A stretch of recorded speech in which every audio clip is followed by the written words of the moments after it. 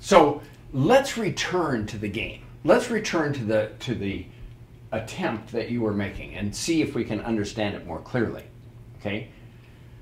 So remember, the idea was this, that we had a game board that had one row for every natural number, 1, 2, 3, 4, 5, 6, 7, 8, 9, forever.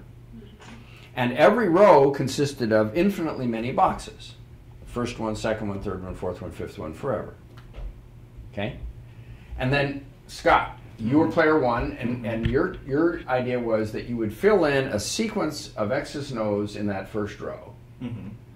And Julie, you would put an X or an O in your first box, mm-hmm.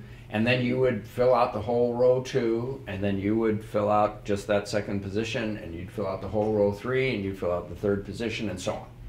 Okay? Mm-hmm.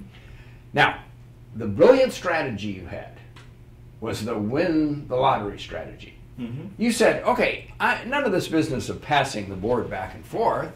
What I'm going to do is I'm going to take all possible sequences of X's and O's. Well, there are infinitely many of those, but I've got infinitely many rows. Mm-hmm. So I'll just make a one-to-one correspondence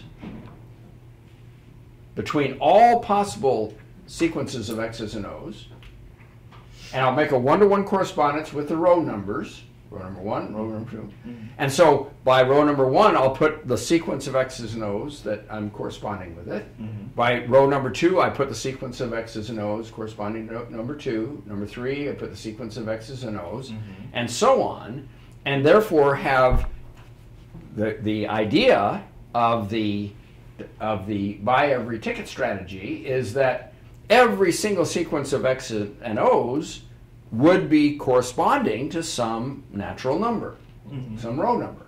And therefore, Julie would be unable to find a sequence of X's and O's that was different from all of yours, because if you had all of them, then every single one would appear some particular place.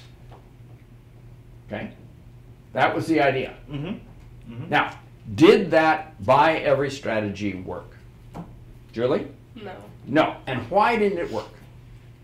Because I would just use the same strategy that I used before, and on his first row I would look at his first spot, mm-hmm. and put the opposite. Yep. Second row, look at the second spot, put the opposite. Mm-hmm. Third row, third spot, opposite, and so on. Right. And you would then produce a row with what property? That it would be different mm-hmm. from all of his rows. Every single row. Mm-hmm. So, was he able to use this buy every ticket strategy? No, it failed. Okay, but what failed about it? Why did it fail? What do we now see was impossible?